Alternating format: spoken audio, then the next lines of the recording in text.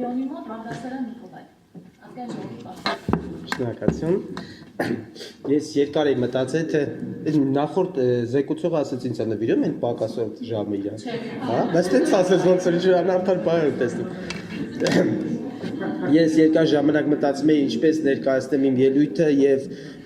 տարբեր ելույթ ունեցողների լսելուց հետո մտածեցի, որ այնուամենայնիվ ես ներկայացնեմ իմ ինքնակենսագրությունը, թե ինչ եմ արել ես հիմնավորել համար, ինչի ես ուզում եմ դառնամ վարչության անդամ։ Ես այն հակիրճ կներկայացնեմ, որպես կանոն ինքնակենսագրությունը կազմած լինում, թե որտեղ ես դու սովորել, որտեղ ես դու աշխատել եւ այս պայն ինչ ես դու անում, բայց իմ ինքնակենսագրությունը ուզում եմ պատմեմ իմ կյանքի մի քանի դրվագների մասին, թե ինչպես է ստացվել ես դարձել եմ կուսակցության անդամ եւ ինչու դա է ունենալով շատ գումարներ աշխատելով որպես փաստաբան, այնուամենայնիվ որոշեցի այդ գումարներից ինչ որ միտեղ, ինչ որ մի ժամանակահատվածում հրաժարվեմ եւ զբաղվեմ քաղաքականությամբ, որտեղ երբ որ ես դարձել եմ պատգամավոր, իմ լիցենզիան փաստաբանական գործունեության արտոնագիրս կասեցվել է, սկզբից ապօրինի կասեցրեցին, հետո էլ նոր օրինական։ Ինչ եմ ես ուզեցել դառնամ դա էլ կասեմ, դա էլ քաղաքական խնդիր էր եւ կարծում եմ, որ կգա ժամանակը ես կարձագանքեմ, թե ինչու է եւ կապացեմ ինչի է ապօրինի եւ քաղաքական հետապնդման խնդիր է եղել իմ լիցենզիան կասեցնելու, երբ որ ես դարձել եմ վարչապետի խորհրդական հասարակական հիմունքներով։ Ինչ եմ ես արել նախկինում, ասեմ, ես չեմ եղել երբևիցե հանցագործ չեմ եղել, մեր ընտանիքը բոլորը բարձրագույն կրթություններ ունեին եւ հայրս եղել է գիտության տեխնացում, մայրս դոկտոր, բայց ին վրա հարուցել են 6 անգամ քրեական գործ։ Ոչ թե նրա համար որ ես sense կրկնակի հանցագործություն էի կատարում, ինչի համար ին վրա հարուցում քրեական գործ, առաջի անգամ ես դարձել եմ փաստաբան 97 թվականին, 99 թվականին մեր նախկին կոնստիտուցիայի վարիչի հանձնարարությամբ գնացել եմ Ղարաբաղ պաշտպանեմ Սամվել Բաբանին, բոլորը հրաժարվեցին, հիշում եք այդ դեպքը մեղադրում էին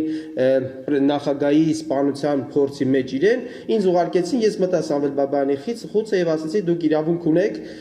ցուցմունք այս բանը չտա, դու դա իրավունքն է, դրանից հետո քանի որ հետևում էին այդ հարցազրույցին, ես տարան փող ոստիկանապետի սենյակ 6-րդ վարչության աշխատակիցների նկատմամբ լուրջ բռնություն կիրառեցին, իմ նկատմամբ հարուցեցին քրեական գործ, ապօրինի սահմանը հատել է այն պայմանով, որ ես Ղարաբաղում 2 տարի 2 ամիս ծառայել եմ եւ արձանագրություն կազմին ինձ ձեռնարկելու Շուշի տեղափոխելով։ Այնուհետև երբ աղմուկ բարձրացեցին Հայաստանում, նոր դրանից հետո ինձ կարճեցին քրեական գործը ու դրանից հետո սկսեցին իր հետևից հարուցել իմ վրա քրեական գործ, որից հետո իմ գործընկերոջը 2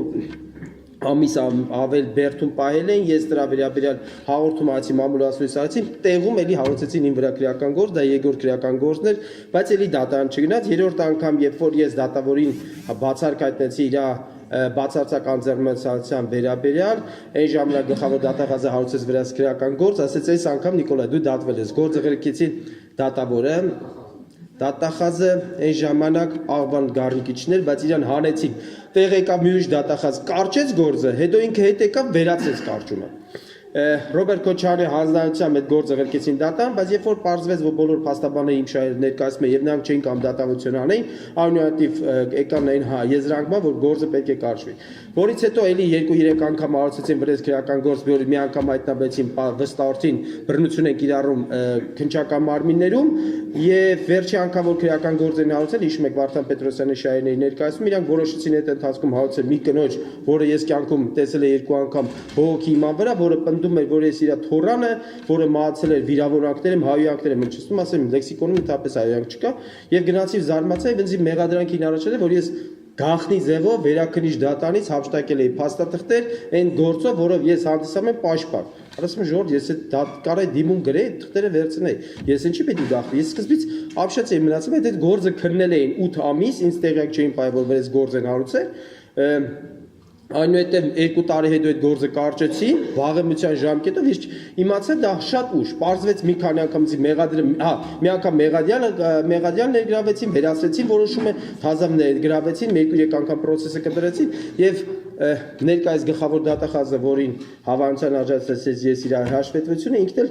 այդ քրեական գործ հարուցող ինձ մեղադրանք առաջադրող անձն էր։ Ինչ եմ արել բացի դրանից, բացի նայած որ ինձ մի քանի անգամ քրեական գործերած է, ես առաջինն եմ եղել որ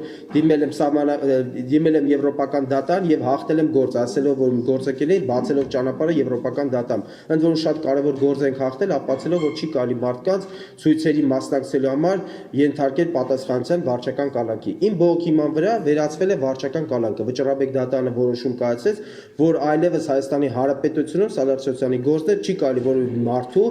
ենթարկել վարչական կալանքի, որ դա քրեական մեղադրանքի տարերա պարունակում եւ դրանից հետո մարդկանց այլևս վարչական կալանքի չենթարկեցին եւ դա էր նաեւ նպաստավոր պայմանները, որ մեր պետությունում մարդիկ կարող էին մասնակցեին ցույցերի եւ ոչ մեկին չէին կարող նեղել։ Ես առաջներից մեկն եմ որ դիմել եմ սահմանական դատան եւ լուրջ հաղթանակներ եմ հասել, մոտ մի 100 հատ գործ եմ ունեցել միջազգային դատարաններում, բոլոր միջազգային դատարանները, որոնք դուք հայտնեք, ես այդ դատարանում ներկայացված եմ եղել, այս պահին էլ մոտ մի քանի տասնյակ գործեր ունեմ, բայց գործերս փոխանցել եմ Վայ Գրիգորյանին կանատույց շարունակում են բոլոր գործերը։ Ես մասնակցել եմ եվրոպական մի շարք երկրներում որպես պաշտպան եւ այնուհետեւ մասնակցել եմ երկու դաշինքով որպես падգամավորական տեխնացու, որից հետո մասնակցել եմ ելի նույն դաշինքով որպես քաղաքավարական ու տեխնացու։ Դարձել եմ կուսակցության անդամ, դենայն էլ անդամ ճանաչում։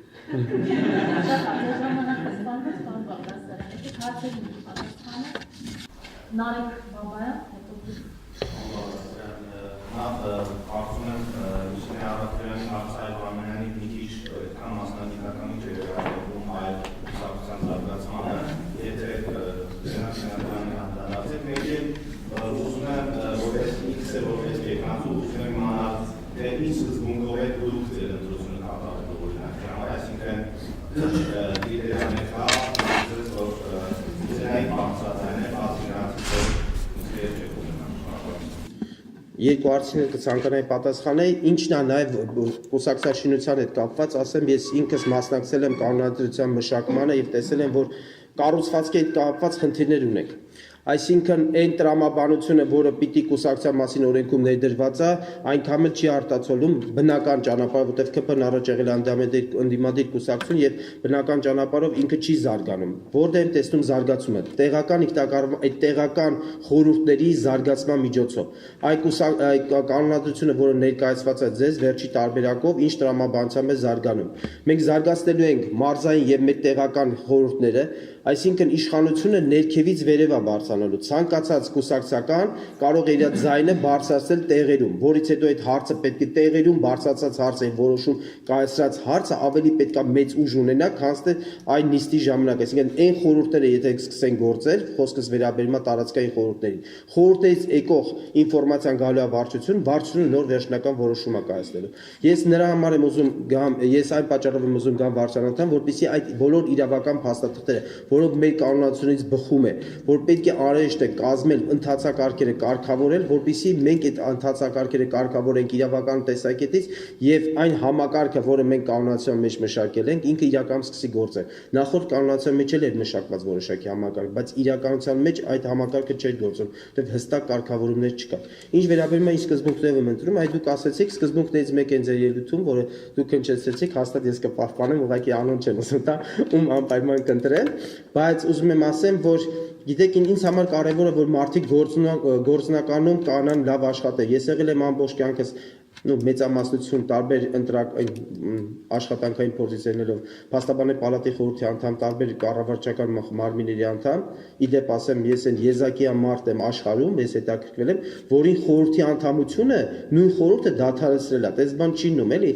որևէ պետություն չկա, որ փաստաբանի ընտրված ամենաշատ ձայն հավաքած փաստաբանի որպես խորհրդի անդամ, բայց վարչություն ես ընտրվում եմ, հետո վարչության մեծամասնությունը կազմվում է ուրիշ իմ հայացքները չհամընկնող անձանցից, որոշում են կայացնում հեռացնել ինձ։ Տենց բան չկա, էլի։ Ինձ դրա հետևանքով նախորդ իշխանության ժամանակ խորհրդից դադարեցրել են եւ ես հասկանում եմ թե ինչ բան է լինել վարչության անդամ եւ ինչ կարեւորություն ունի եւ սկզբունքները հետեւյալն է լինելու իմ, որ ընտրելու եմ այն մարդուն, որ կզգամ, որ իմ հետ միասին պայքարելու է, որպեսզի մեր կուսակցությունը հասնի նպատակներին, որոնք մենք ուրվագծել ենք մեր կանոնության, մեր ծրագրերում։ Փաստաբանն եք, երկար տարիներ գործում եք եւ իսկ կանոնታት խոսում եք բարեփոխումների մասին, դատայական համակարգի խոսում եք հանկարծ դատարանների մասին, բայց ինչ եք կարծում, դատարանները պետք է լինեն հանկարծ թե ոչ, եւ արդյոք ատենականների ինստիտուտ ստեղծելը դա չի փոխի դատաիրավական համակարգի բարելավումը։ Շնորհակալություն հարցի համար, շնորհակալություն որ իրավական հարցեր եք տալիս ինձ, ասեմ ձեզ սա Եթե անկեղծ ըրնենք դա իրականում ժողովրդավարական երկրներում ատենականների ինստիտուտը գոյություն ունի, ես այն եզակի փաստաբանեց եմ, որը մասնակցել եմ ատենականների դատավարությանը եւ մասնակցելուց հետո հասկացա, որ Հայաստանի Հանրապետությունում դա չի գործի։ Մենք Ռուսաստանի Դաշնությունում ուղղակի անգամ Ռուսաստանի Դաշնությունում տարածքը մեծ է, մարդիկ իրար չեն ճանաչում, միևնույն է, տեսանք, որ ատենականները շագրված են այդ գործի երկով, ես արդարացեցի իմ վստահին։ Արդարացեցի զուտ նրա համար, որ ես լավ իդեալական չեմ խոսում ռուսերեն, բայց իրանց ռուսերեն լեզվով համոզեցի, որ իմ վստահը այդ սպանության հետ ոչ մի կապ չունի, բայց իրականում ես ասեմ ձեզ ատենականների ինստիտուտը, որ ոչ պրոֆեսիոնալ դատավորների ինստիտուտ է, վաղեմությունը ժանցել այդ գործի ասեմ ձեզ, որ ոչ պրոֆեսիոնալ դատավորներ իրանք ճիշտ որոշում չեն կարող կայացնել։ Հայաստանի Հանրապետությունում ընդհանրապես չի ստացվի այդ ինստիտուտը, որտեղ մեր երկիրը փոքր է, հաստատ մի ծանոթ բարեկամ, այն անեկդոտը չեք լսել, ասում ասա մի անգամ գնդակար եք, հաստատ ծանոթ բարեկամ կգտնի։ Ծանոթ բարեկամով այդ խնդիրը պրոբլեմ կդառնա։ Ինչ վերաբերում է տերմինաբանությանը, դատարանի մեր սխալը եղել է դրա մեջ, մեր ասելով նախորդ իշխանությունը։ Իրանք ամեն տարի արել են բարեփոխումներ, իրանք փող են ստացել դրսից, ասել են հոп, այս գրանտ եկա, մի հատ արի բարեփոխում։ Զանգ էին տալիս, պարոն Բաղդասյան, կգաս մոտես, գնում եք, ասում է Դավիթ Հացյանն, ինչ բարեփոխումներ անենք, գրանտը ստացել եք։ Այդ բարեփոխումները չարիք են։ Պետք է մեր ինչ որ միտեղ պետք է կանգնենք։ Մենք պետք է կանգնենք, տենանք ինչը չի աշխատում եւ այդ անունը ես ասել եմ պարոն Վարդանյանի իմ երդու, պետք է դնենք փոփոխություններ։ Չնչին փոփոխություններով անելով մենք հասնենք ամենալավ իրավիճակի։ Ուրիշ լուծում չեմ տեսնում ես սրան։ Պարոն Բաղդասարյան, լսելով ձեր ելույթի առաջնահասը, կարծում եմ, որ ձեր մոտ մինչ պատգամավորի տեխնատու առաջադրվելը օբյեկտիվորեն հարց է առաջացել, որ գուցե ներկայիս ստեղծված իրավիճակում շարունակեք ձեր պաշտպանական գործունեությունը եւ ըստ այդմ ավելի օգտակար լինեք Հայաստանի Հանրապետությանը եւ դատական իշխանությանը փոխման փուլում եւ որն էր այն մեծը, որ դուք որոշեցիք այնուամենայնիվ զբաղվել պատգամավորական գործունեությամբ, հարցը տալիս եմ ամենևին չստորադասելով պատգամավորի աշխատանքը, այլ հաշվի առնելով ձեր անձնական գործունեությունը։ Ուզում ձեր հետ անկեղծ կիսեմ ժողովուրդը ինչի տեն ստացվեց, ինչի այդ որոշումը վերջնական եղավ, հիմա կարող ասեք հարմարացվել է իրավիճակի, բայց երդվում եմ իրավիճակին չեմ հարմարացել։ Գործը հարցը խնդրեմ եղավ հենց Ալեքսանդր Արզումանյանի հետ կապված։ Ինքը մի քրեական գործով իմ պաշտպանյալին բերեցին դատարան, ես ով շատ վատառողջ վիճակում էր։ Հանձնարարությունը ուղղակի իջել էր իմ իմանալով Սերժ Սարգսյանին այդ օրը դատը ավարտել եւ այդ մարդուն էքստրադիցիանել Ռուսաստան։ Իմ պաշտպանյալը դատական նիստի ժամանակ կորցրեց գիտակցությունը։ Ես գոռում եի, որ մարդը կորցրել է գիտակցությունը եւ խնդրում եի դատավորին հրավիրել բժիշկ։ Ինքը պարզվեց, ինքը նախ առեց դրամփակ դատականից չէր թողում, որպեսի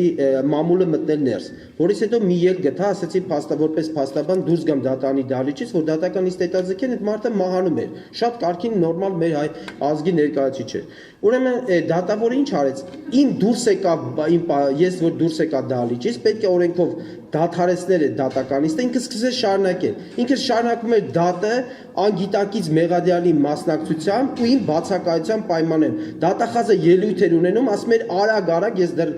դրսից լսում եի արագ խոսա, ինքը մտավ խորհրդական սենյակ, մարդ անգիտակից վիճակում դուրս եկավ եւ ես հասկացա այդ դատավարությունը, որ որպես փաստաբան ես իրավիճակ չեմ կարող փոխել։ Այսինքն դե չէր խաղում փաստաբանը։ Մարդը եթե հասել ենք այն վերջնի կետի, երբ որ դատավարություն էր վարում անգիտակից մեղադիալների մասնակցությամբ, ես հասկացա, որ բան չի լինի, սա միակ փոփոխությունը լինի հեղափոխություն, ես էլ հեղափոխությունից լինեց հետո հասկացա դառնա պատգամավոր, փորձեմ մի բան փոխել, որտեվ եթե բան չփոխենք, այդ իրավիճակում փաստաբանի աշխատանքը զրո էր, հավատացնում եմ ձեզ։ Սա է նաև եղել իրական պատճառը, ես քննարկել եմ իմ գործընկերների հետ, խնդրել եմ, որ իմ վարույթում գտնվող գործեր իրանք փոխանցել եմ իրենց, որ շարունակեն, իրանք անհատույց սկսել են շարունակել, ասեմ ժողովուրդ, եթե ես չգնամ այնտեղ, ինձ թվում է իմ տեղը պատգամավորի տեղում է։ Շնորհակալություն։ Ժամանակը սպառվեց իրական։ Բայց որ մեր գործընկերը տվեց ժամը ինձ։ Շատ լավ։ Հարցի պատասխանի ժամանակ սպառվեց, ես արդյոք ելույթ կարելի